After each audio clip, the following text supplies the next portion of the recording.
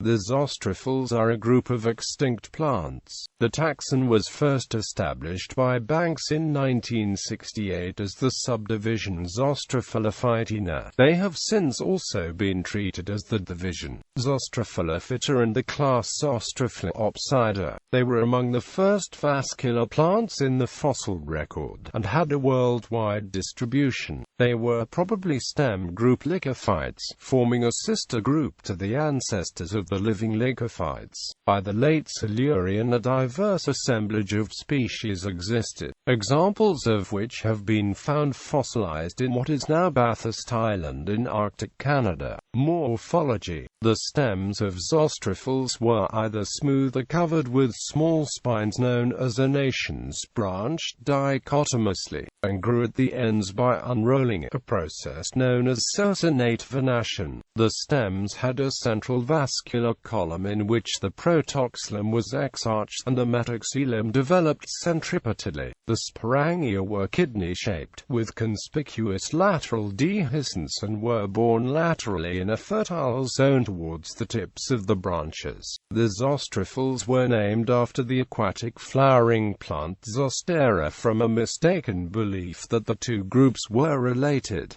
David P. Penhallow's generic description of the type genus Zosterophyllum refers to aquatic plants with creeping stems, from which arise narrow dichotomous branches and narrow linear leaves of the aspect of Zostera. Zosterophyllum rhinanum was reconstructed as aquatic, the lack of stomata on the lower axis giving support to this interpretation. However, current opinion is that the Zosterophylls were terrestrial plants, and Penhallow's linear leaves are interpreted as the aerial stems of the plant that had become flattened during fossilization. Stomata were present, particularly on the upper axis. Their absence on the lower portions of the axis suggests that this part of the plants may have been submerged, and that the plants dwelt in boggy ground or even shallow water. In many fossils these appear to consist of a slit-like opening in the middle of a single elongated guard cell, leading to comparison with the stomata of some mosses. However, this is now thought to result from the loss of the wall separating paired guard cells during fossilization. Taxonomy and classification. At first most of the fossilized early land plants other than bryophytes were placed in the class Xylophyta, established in 1917 by Kidston and Lang. As additional fossils were discovered and described, it became apparent that the Xylophyta were not a homogeneous group of plants, and in 1975 Banks developed his earlier proposal to split it into three groups, which he put at the rank of subdivision. One of these was the subdivision Zosterophyllophytina, named after the genus Zosterophyllum. For Banks, Zosterophyllophytes is Zosterophylls comprised plants with lateral sporangia which released the spores by splitting distally, and which had exarched strands of xylem.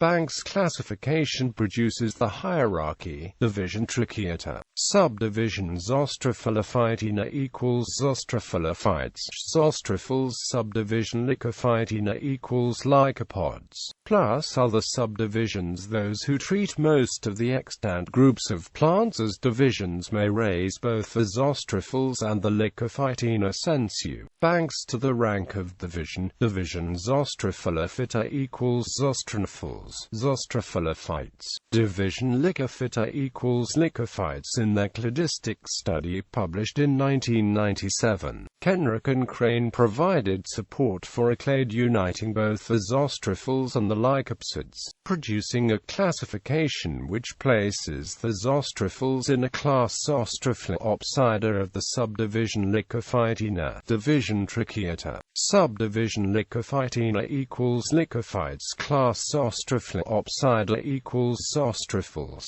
class Lycopodiopsida equals lycopsids. This approach has been widely used alongside previous systems. A consequence is that lycophyte and corresponding formal names such as Lycophyta and Lycophytina are used by different authors in at least two senses, either excluding Zosterophylls in the sense of Banks or including them in the sense of Kenrick and Crane. A further complication is that the cladograms of Kenrick and Crane show that the Zosterophylls, broadly defined, are paraphyletic, but contain a core clade of plants with marked bilateral symmetry and circinate tips. The class Zosterophyllopsida sensu Kenrick and Amp. Crane may be restricted to this core clade, leaving many genera with no systematic placement other than Lycophytina sensu Kenrick and Amp. Crane, but nevertheless still informally called Zosterophylls.